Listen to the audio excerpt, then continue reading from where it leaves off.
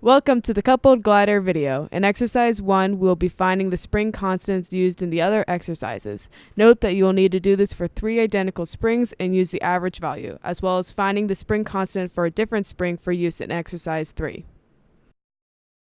Hang the force sensor from a stand and attach it to the analog port on your data acquisition interface. Hang a known mass from the sensor. Open Data Studio and select Create Experiment. Click the first analog jack and select Force Sensor. Set the sample rate to 250 Hz and the sensitivity to medium. Click Calibrate Sensors, and in the 0.1 section, enter the force in newtons that your known mass is exerting on the sensor. Click Read from Sensor. Replace the mass hanging from the sensor with a second known mass. In the 0.2 section, enter the force this mass exerts on the sensor, and click Read from Sensor and OK. Set up a stand at one end of the track. Arrange the force sensor and motion sensor as shown.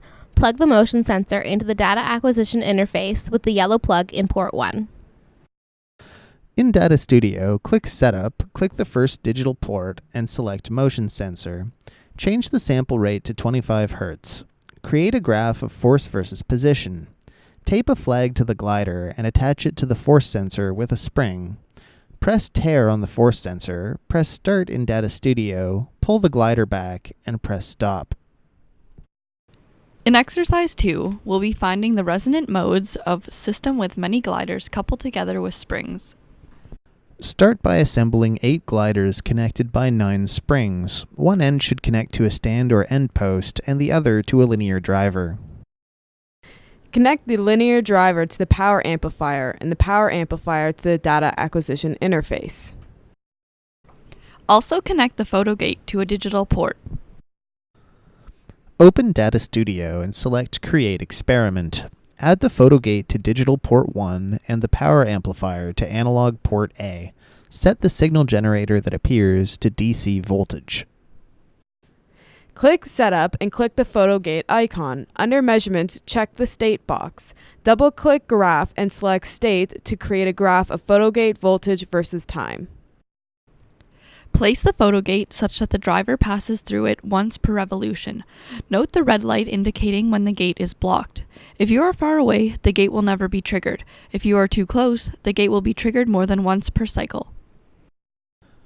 Gradually increase the driver frequency until you hit resonance. If you find that your gliders hit the edge, you may need to decrease the airflow to increase the damping, or lower the amplitude of your driver by loosening the thumb screw and placing the string closer to the center of the driver.